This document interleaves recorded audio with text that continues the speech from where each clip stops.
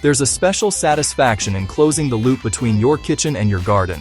By turning kitchen scraps into a homemade liquid fertilizer, often called compost tea, you enrich your soil, reduce waste, and nurture your plants naturally.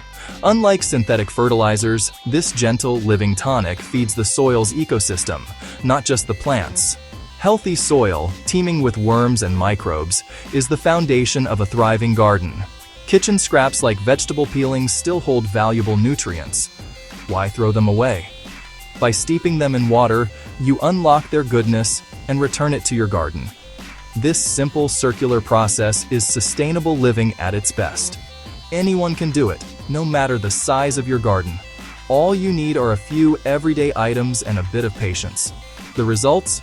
Vibrant plants, abundant blooms, and tastier vegetables. Let's get started and turn your kitchen waste into garden gold. The secret to great compost tea is choosing the right ingredients. Use raw, uncooked plant matter, carrot and potato peelings, apple cores, banana peels, lettuce leaves, coffee grounds, and used tea leaves. Keep a lidded container on your counter for easy collection. Aim for mostly greens, fresh nitrogen-rich scraps, with a few browns like torn cardboard or dry leaves for balance. Just as important is what to avoid. No cooked food, meat, fish, dairy, fats, or greasy items. Skip diseased plant material and go easy on citrus and onion skins. If worms would eat it, it's probably safe for your brew. This careful selection ensures a healthy, sweet-smelling fertilizer. Each scrap you save is the start of a new cycle, nourishing your garden instead of going to waste. Curate your ingredients with care. Your plants will thank you. Fresh, simple, and plant-based is the rule. Let's move on to preparing your fermentation jar. With your scraps ready, it's time to set up your fermentation vessel. Use a clean, large bucket with a loose-fitting lid. About 5 gallons is ideal. Fill the bucket 1/3 full with your kitchen scraps, leaving space for water and air. Add a handful of fresh grass clippings or comfrey leaves if you have them for a nutrient boost. Pour in rainwater if possible, or let tap water sit for 24 hours to dissipate chlorine. Submerge the scraps completely, leaving a few inches of headspace. Stir well to mix everything. This setup provides food and habitat for beneficial microbes. Place the bucket in a shaded, out-of-the-way spot. Pop the lid on loosely to let gases escape. The fermentation process has begun. Next, we'll activate the magic of microbes. To kickstart fermentation, add a microbial activator. A scoop of finished compost is best, rich with beneficial bacteria and fungi. If you don't have compost, use a handful of healthy garden soil. For an extra boost, stir in a tablespoon of unsulfured molasses to feed the microbes. Stir thoroughly to distribute the activator. This step transforms your bucket from a simple soak to a living, fermenting brew. You're now cultivating a vibrant ecosystem that will nourish your plants. Let's talk about caring for your brew as it ferments. Now, patience and daily care are key. Stir your mixture once a day to introduce oxygen. This keeps good microbes thriving and prevents bad smells. Watch for bubbling and a darkening color. These are signs of active fermentation. A healthy brew smells earthy or slightly yeasty, never rotten. Fermentation takes 1 to 3 weeks, depending on temperature. You'll know it's ready when bubbling subsides. The liquid is dark brown, and most scraps are soft and broken down. Trust your senses. Sight and smell will guide you. This daily ritual connects you to the hidden world of soil life. You're not just making fertilizer, you're tending a living brew. When it's ready, you'll have a powerful, natural tonic for your garden. Let's move on to straining and using your liquid gold. Your patience will be rewarded. Now, let's harvest your finished fertilizer.